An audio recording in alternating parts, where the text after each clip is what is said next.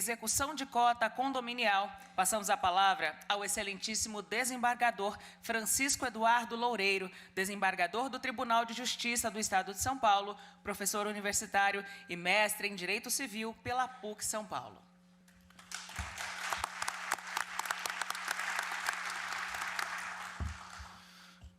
Bom dia a todos e todas, e eu quero dizer que para mim é uma alegria e uma emoção imensa vir à OAB conversar com os advogados nessa área de condomínio e também em outras áreas do direito civil, que é a minha especialidade. E eu quero dizer isso porque cada vez que eu entro nesse prédio, eu me emociono. E me emociono porque eu vejo a fotografia do meu pai lá no térreo. Meu pai foi um ex-presidente da OAB, já falecido, sou filho do Dr. José Eduardo Loureiro. Foi presidente nos anos de 85, 86, e cada vez que eu entro aqui e vejo a fotografia dele, dos seus amigos de OAB, o Dr. Mário Sérgio, o Maris de Oliveira, Márcio Tomás Bastos, eu sempre fico emocionado e é uma alegria e uma honra para mim estar com vocês aqui. Bom,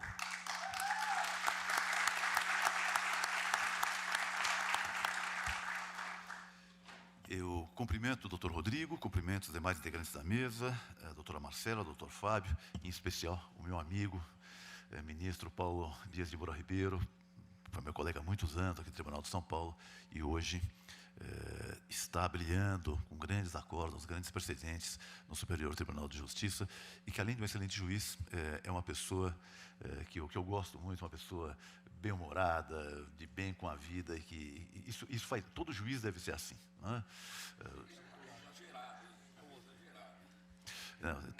O juiz que está de mal com a vida não serve para a função, tem que mudar. Vamos lá. O nosso tema de hoje, eu vou abordar basicamente dois temas. E eu alerto os senhores que toda vez que eu converso com uma plateia maior como essa, eu digo que todo réu tem o direito de conhecer o tamanho da pena.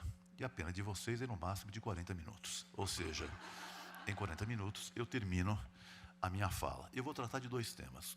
O primeiro tema é a cobrança da cota condominial numa situação específica que tem gerado alguns problemas nos tribunais, que é a cobrança da despesa condominial nos imóveis que estão gravados com a garantia fiduciária, propriedade fiduciária em garantia. É claro que essa questão dos imóveis gravados com a garantia fiduciária, ela está hoje posta na lei. Eu lembro aos senhores o seguinte, que a propriedade fiduciária foi colocada no Código Civil num capítulo errado. Ela está no capítulo da propriedade e não no capítulo, como deveria estar, dos direitos reais de garantia. Então, quando foi feito o Código Civil, quem escreveu esse capítulo do Código Civil, propriedade fiduciária, foi um grande mestre nessa matéria, o maior autor nessa matéria, que foi o ministro Moreira Alves. Tem um livro famoso e ele é que redigiu o capítulo da propriedade fiduciária. E o colocou como uma modalidade de propriedade, logo depois do condomínio edilício, antes dos direitos reais sobre coisa alheia. Mas ao colocar a propriedade fiduciária nesse capítulo, portanto, qualificando-a como uma modalidade de propriedade, ele atraiu para o credor fiduciário, que na verdade tem a propriedade resolúvel consigo até que a obrigação seja solvida, ele atraiu para o credor fiduciário uma responsabilidade que é, na qualidade de proprietário, ele paga as despesas da coisa. Isso gerou um problema sério, porque na verdade a propriedade fiduciária não tem natureza jurídica de propriedade. Ela é uma propriedade afetada a uma garantia. A sua função é de garantir o recebimento de um crédito. Tradicionalmente, os direitos reais de garantia eram a hipoteca, o penhor e a anticrese, que ninguém sabe o que é, graças a Deus, não é? A anticrese, ela é útil. Quando vai um cliente no escritório de vocês e fala, estou com um problema seríssimo, você não tem ideia do que é, você fala assim, me parece uma anticrese, não é? Porque ele também não vai ter ideia. Ele falou, mas doutor, é grave isso? Falou, é grave e caro, E depois que ele for embora, você recorre à sua biblioteca, baixa os livros e vai estudar o que é. Então, a anticrese não é usada. E a hipoteca e o penhor também estão no mesmo caminho. Eles vão logo se tornar institutos de pouco uso. Por quê? Porque eles foram suplantados por essa grande garantia real, que é a propriedade fiduciária. E a propriedade fiduciária foi montada como uma garantia real, não sobre coisa alheia, mas sobre coisa própria. Eu transfiro a propriedade em garantia para o credor, até que a obrigação seja solvida. E solvida a obrigação, a propriedade retorna incontinente à titularidade do devedor fiduciante, sem necessidade de um novo negócio jurídico, sem necessidade de um novo consentimento. Ela retorna só com a extinção da obrigação garantida. Pois bem, o artigo e o Código Civil foi mudado para acertar essa questão, e o Código Civil foi mudado há cerca de 7, 8 anos atrás, e foi inserido no Código Civil o artigo 1368-B. E o artigo 1368-B do Código Civil, ele é seguido, ele segue o artigo 1367, que foi mudado, e basicamente diz esses dois artigos o seguinte: o primeiro diz, a propriedade fiduciária é direito real de garantia, não é modalidade de propriedade. E o artigo 1368-B, que é o artigo que não traz problemas, diz o seguinte: olha, o credor fiduciário, como não é proprietário, ele é um mero credor com garantia real. Ele não responde pelas despesas condominiais. Ele só responde, e aqui está um pecado da lei, um exagero da lei, ele só responde depois que ele for emitido na posse, depois de consolidada a propriedade, se houver inadimplemento do devedor fiduciante. De algum modo, o legislador tomou partido, porque aqui nós temos dois interesses dignos de proteção. Quais são? O primeiro interesse é o interesse do condomínio, que tem todo o direito de receber a sua cota condominial, que, aliás, já foi adiantada pelos condôminos fiéis, que estão financiando inadimplentes. Em oposição a um direito não menos digno, não menos bom direito, que é o do credor que não tem a posse, que não tem a fruição da coisa, sou mero credor, mas tem uma garantia real sobre coisa própria de dizer, não é justo que eu pague sobre aquilo que eu recebi em garantia. Ambos os interesses são dignos de defesa. E o legislador, ele tomou deliberadamente o partido do credor fiduciário. Ele resolveu proteger o credor fiduciário e disse o seguinte: o credor fiduciário só é responsável pelas despesas de condomínio depois que ele for emitido na posse, depois que a propriedade for consolidada nas suas mãos.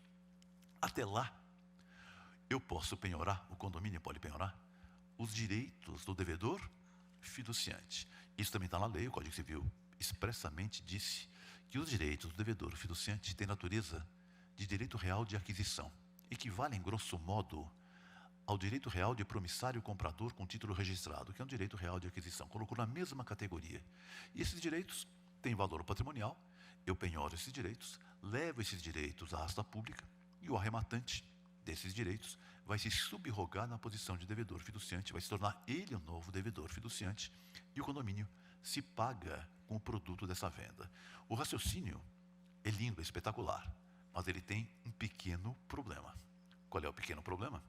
O pequeno problema é que muitas vezes, eu diria mais da metade das vezes, o direito do devedor fiduciante, que embora qualificado de direito real de aquisição, não tem valor econômico. E por que não tem valor econômico? Não tem valor econômico porque muitas vezes ele está no terço inicial do financiamento, ou seja, ele não tem um longo financiamento já pago. Portanto, o saldo devedor dele, com os encargos que sempre temos, são financiamentos bancários, muitas vezes suplanta o próprio valor do imóvel, chega muito próximo ao valor do imóvel, de um modo que não há interesse nenhum em um terceiro arrematante arrematar aqueles direitos, pagar alguma coisa por eles, para se tornar devedor fiduciante e assumir uma dívida de 10, 15, 18, 20 anos, uma dívida que vai até quase o Armagedon. Quer dizer, ele não interessa a ele, vou ficar, até o juízo final vou ficar pagando, ele fala, bom, não me interessa. E não há licitantes. E nesse caso, o condomínio continua bancando o inadimplente, eventualmente o inadimplente esperto, ele percebe que ele pode não pagar o condomínio, não haverá sanção, porque o direito dele não tem valor econômico, e ele continua a pagar o financiamento. Ou seja, ele paga o financiamento, mas não paga o condomínio. E o condomínio tem um crédito que não tem como receber, porque não há o que penhorar. Essa é a grande questão. Se a situação for essa, o que acontece? O condomínio pode ou não penhorar o próprio imóvel. Essa é a questão que a lei não resolve. O que a lei diz é, penhorável é o direito aquisitivo do devedor fiduciante. Concordo inteiramente. O Superior Tribunal de Justiça tem acordo do ministro Paulo e de todos os ministros do STJ, nesse sentido, todos têm acordo dizendo o seguinte: a primeira opção do condomínio é penhorar o direito real do devedor fiduciante, levá-lo à asta pública e o arrematante se subroga. Essa é a primeira opção. Mas se essa primeira opção não for viável, e frequentemente ela não é porque não há interesse em arrematar aquele direito aquisitivo. A segunda opção, prevista em lei, a lei não fala nada, miseravelmente. Mas me parece que diante disso, ou seja, frustrada a primeira opção do condomínio, abre-se a segunda janela, qual seja, ele pode então, o condomínio, penhorar o próprio imóvel, dizendo o juiz, não há interesse em ninguém arrematar o direito do devedor. Eu continuo financiando o devedor fiduciante e, na verdade, contribuo para manter rígida a garantia, porque eu conservo as áreas comuns, então o apartamento se valoriza para o credor, que tem a garantia real, e não consigo receber o que me é devido. Nesse caso, aí sim, se faz um pedido ao juiz, a meu ver, eu posso fazer na mesma execução, substituindo o polo passivo, não vejo problema em fazer isso, citando o credor fiduciário, e aí eu parto para a penhora do apartamento por inteiro, ou da unidade autônoma por inteiro. Levo o que esta pública? A unidade autônoma por inteiro. E o arrematante vai receber a propriedade plena e não mais se subrogar nos direitos de devedor fiduciante. E a pergunta é, e como fica o credor fiduciário? Simples. O credor fiduciário, ele é um credor. Assim como o condomínio também é um credor. Então, vai se instaurar uma figura que é deliciosa, chamada concurso de credores. Ou seja, quem recebe antes, o condomínio ou o credor fiduciário, não é? O credor fiduciário vai dizer, porque eu tenho garantia sobre coisa própria, não é sobre coisa alheia, eu não sou um credor hipotecário. A garantia é sobre o meu apartamento.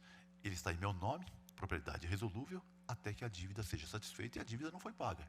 Ele foi levado à ação pública antes disso.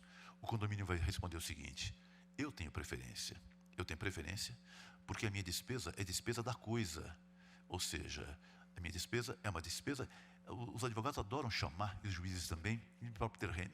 Não é próprio terreno, é mais do que próprio terreno.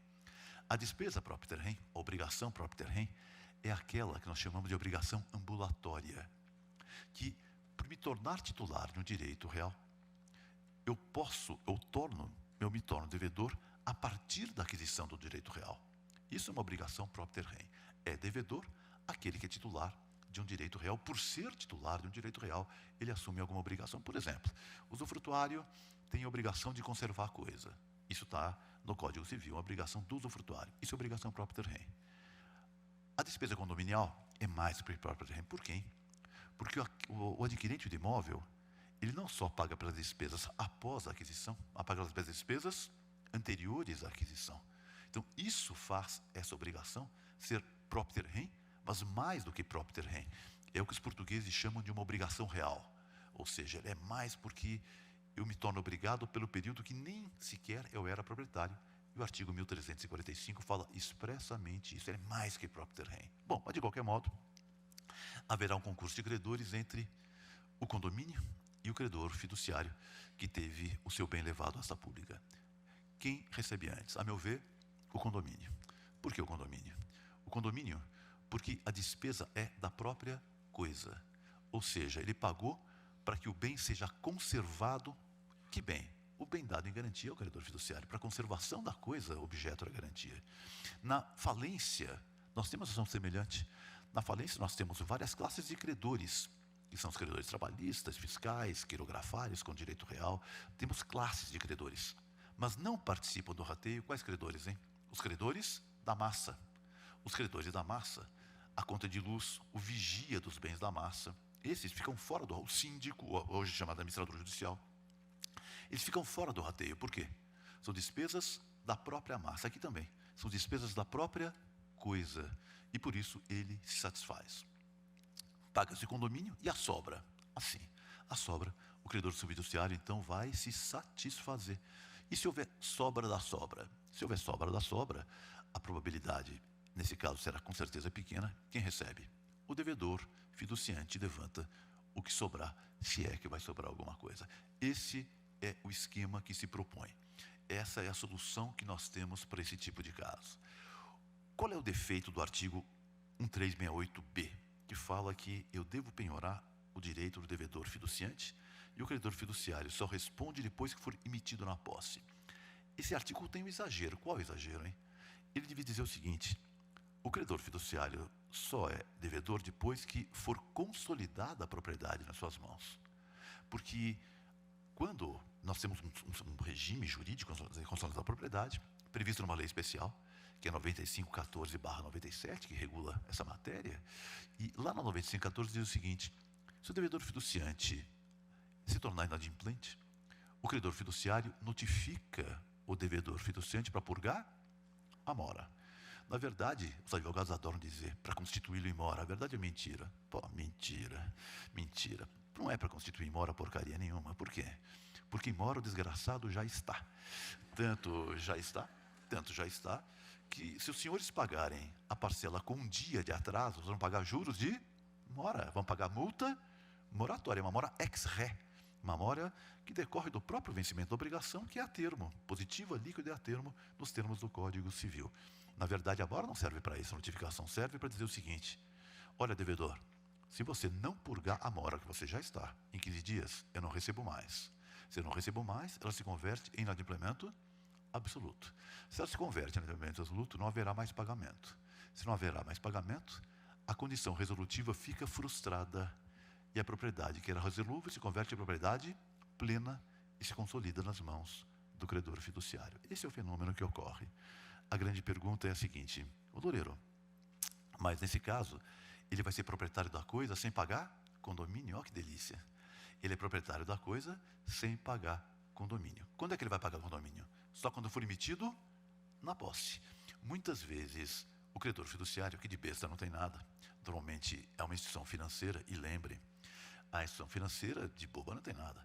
Se o banqueiro pular na janela, pule atrás, que embaixo é macio. Ou seja, ninguém vai se machucar. Não é? Isso é desde que o mundo é mundo. Então, vejam que, na verdade, o credor fiduciário fala: eu não tenho pressa em me emitir na posse. Eu muitas vezes vou levar o imóvel a leilão extrajudicial ocupado.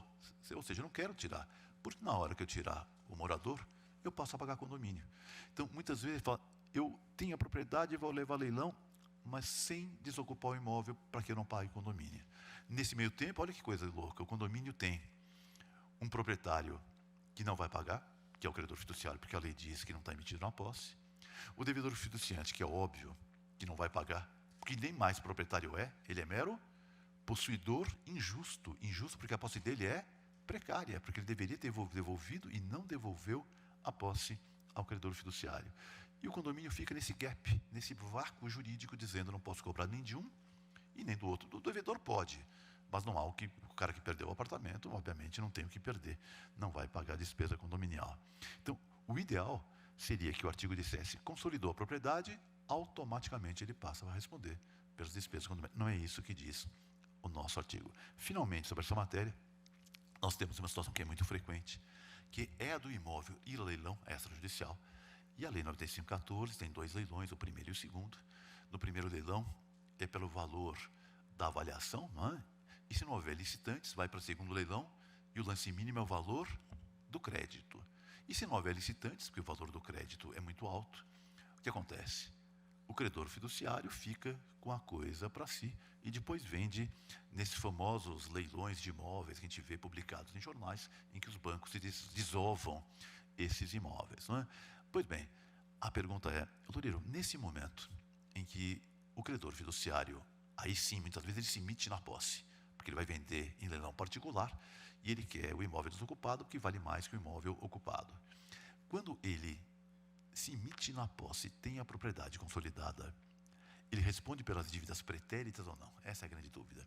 Eu aplico ao credor fiduciário o famoso artigo 1345 do Código Civil, porque nós sabemos que o comprador de um imóvel responde pelas dívidas após a aquisição, mas responde pela dívida pretérita, no 345 do Código Civil. É matéria objeto de repetitivo no STJ. Como funciona isso? Tem constado edital, não tem constado edital? Está tudo certinho, está matéria pacificada no superior.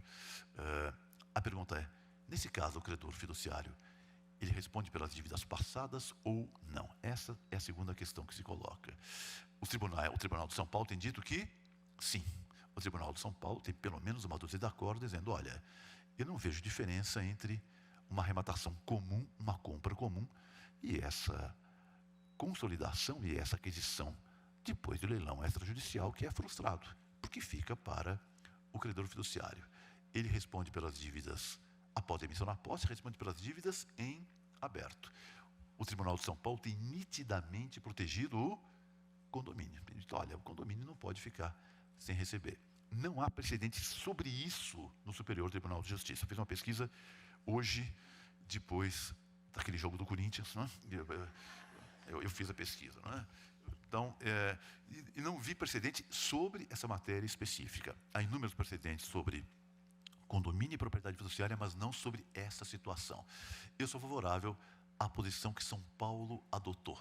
Se vai ficar com o imóvel com o bônus, fica com o ônus também, porque não é razoável que o condomínio fique com um gap, um período altíssimo, sem que ele possa cobrar despesa condominial nem do credor fiduciário, nem do devedor fiduciante, porque ele é notoriamente insolvente e não tem o que perder. Então, essa é a proposta que se faz. Esse é o nosso primeiro tema. Quanto temos de tempo aqui? Vamos 29, ainda temos 10. Então, temos 10. E vamos passar para o segundo tema, muito rapidamente, que é a questão que é muito atual do Airbnb e condomínio. Não é? E, na verdade, é uma falsa questão. A questão não é Airbnb e condomínio. É locação de curta temporada em plataformas digitais. Coitado do Airbnb, que responde pelos pecados de todos, não é? Não é? É claro que grande parte é dele, mas não só ele, não é? Bom, sobre essa questão, nós temos, eu conversei antes até da palestra com o ministro Paulo Dias de Moura, ele participou do último grande julgamento que houve no Superior Tribunal, e nós temos dois grandes precedentes no Superior Tribunal de Justiça. E o primeiro grande precedente do Superior Tribunal de Justiça é o RESP 181-9075. Eu repito, 181-9075, todos os senhores conhecem, e foi aquele recurso especial que o relator sorteado foi o ministro Luiz Felipe Salomão, e o relator designado ficou o ministro Raul de Araújo. E eles julgaram o caso do Rio Grande do Sul, e não era um caso bom para afirmar um precedente normativo, claro que não julgaram em caráter repetitivo, mas os precedentes do STJ, normalmente as cortes inferiores seguem, embora não tenham caráter normativo. E o caso não era ideal porque era um caso do Rio Grande do Sul, em que o dono do apartamento, ele alugava não o apartamento pela plataforma, alugava quartos do apartamento, com serviço de lavanderia, fornecia comida. Era mais um contrato de hotelaria do que um contrato de hospedagem, do que um contrato de locação de curta temporada. Mas esse foi o caso examinado pela quarta turma, e o que se entendeu ali foi que, efetivamente, era possível, sim, a convenção de condomínio, desde que houvesse uma maioria qualificada, ela entender que era vedada a locação por essas plataformas. É interessante pelo seguinte, porque esse precedente do ministro Araújo, ele fala, esse tipo de locação, e ele reconhece, o ministro Salomão também, que a plataforma tem todo tipo de locação, tem para todo gosto.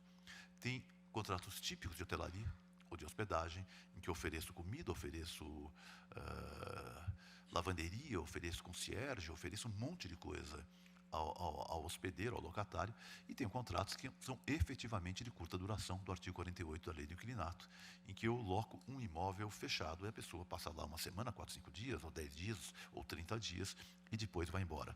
Que há uma gama enorme de tipos contratuais apenas abrigados em uma plataforma eletrônica, que não há problema nenhum. O problema não é a plataforma, é o tipo contratual que ela pode abrigar, e ela pode abrigar inúmeros tipos contratuais. Mas o que disse o STJ nesse primeiro precedente foi o seguinte, olha, a princípio, se constatar no caso concreto, e há necessário exame do caso concreto para afirmar o tipo contratual, que se está, não basta dizer que é Airbnb, é possível sim a convenção de condomínio dizer, eu não quero esse tipo de locação no meu imóvel. E esse me parece o único problema desse acórdão. Ele reconheceu esse tipo de atividade como atividade não residencial. Mas, para admitir atividade não residencial num condomínio que é residencial, que na instituição, os senhores sabem disso, quando eu instituo o condomínio, eu devo dizer se o condomínio é residencial ou não residencial. E para mudar a destinação do condomínio, eu exijo votação unânime, não é? Eu exijo votação unânime. Agora, o Código Civil recentemente foi mudado para retrofit, foi para 2/3, mas, de qualquer modo, o quórum é outro. Mas não foi feito dizer, olha, mudando a convenção, eu posso mudar a destinação. O segundo acórdão mais recente, me parece um acórdão melhor, porque o precedente era um precedente mais firme, é o RESP 188-4483. E o ministro Paulo Moura participou desse RESP, e o relator foi o ministro Vilas Boas Cueva. E esse caso era um caso mais padrão, e era um caso em que um condomínio disse o seguinte, olha, eu voto uma vedação geral para que não haja locação de curta temporada neste edifício. E não fez uma discriminação de Airbnb, falou, é proibido locação de curta temporada nos termos do artigo 48. Uma vedação geral. E um condomínio se rebelou, propôs uma ação dizendo que era Airbnb, que não vinha ao caso, mas de qualquer modo foi julgada essa ação e o precedente subiu ao Superior Tribunal de Justiça. O ministro Paulo, a meu ver, corretamente, falou, olha, o caso está mal colocado, não dá nem para conhecer desse recurso, porque ele não passa nos requisitos, nos pressupostos formais do conhecimento. Mas a turma julgadora resolveu enfrentar a matéria. Falou, olha, a gente passa por cima dessa questão do conhecimento, não conhecimento, e vamos julgar o mérito. E no mérito, eles falaram o seguinte, olha, é possível sim, ou seja, a decisão do condomínio está correta. O condomínio pode vedar locação de curta temporada, desde que haja aprovação em assembleia. Isso foi unânime. Mas os fundamentos foram diferentes. O ministro Vilas Boas falou, olha, eu acho que a convenção pode proibir, porque ele entendeu que a locação de curta temporada não é locação residencial. É uma locação com intuito lucrativo e etc. Então, por não ser residencial, estritamente residencial, haveria necessidade, ou a convenção poderia perfeitamente vedar esse tipo de locação. O ministro Belize fez um voto dizendo, eu concordo com o resultado, mas a fundamentação não. E, a meu ver, ele tem razão. Ele falou, olha, o problema não é de alocação ser residencial ou não, porque a alocação de curta temporada, ela é residencial, porque o artigo 48 do inclinato fala, isso é uma alocação residencial. Ou seja, por definição legal, ela é residencial.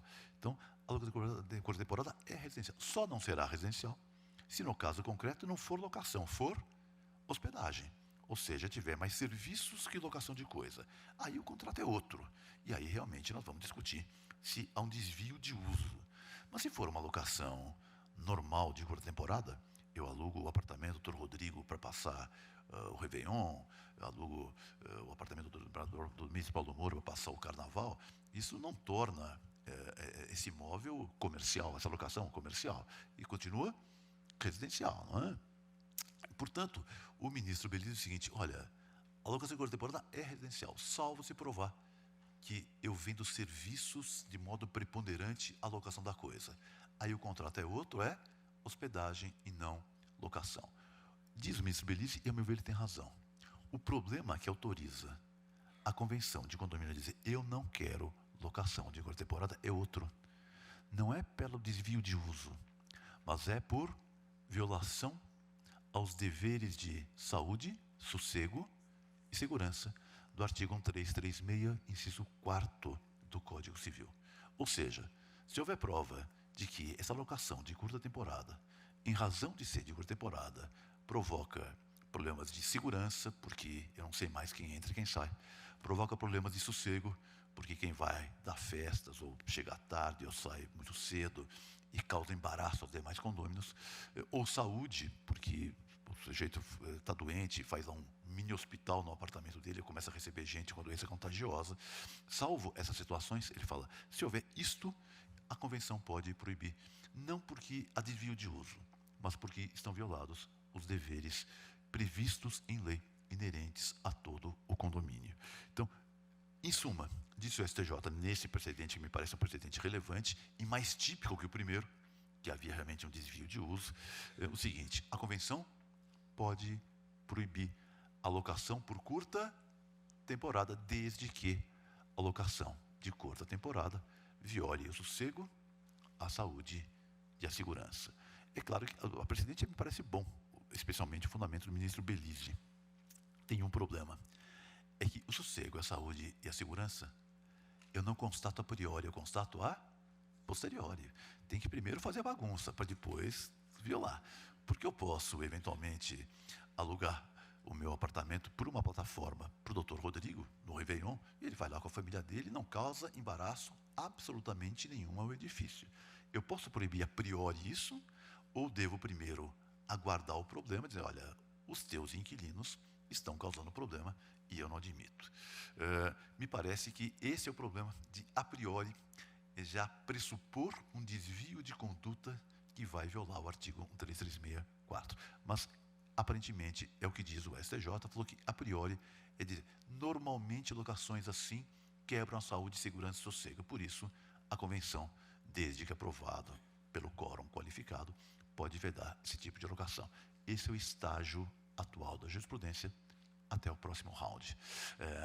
Bom, basicamente é isso o que eu tinha a vocês. Meu tempo está esgotado, a pena dos senhores está cumprida e eu agradeço a atenção de vocês.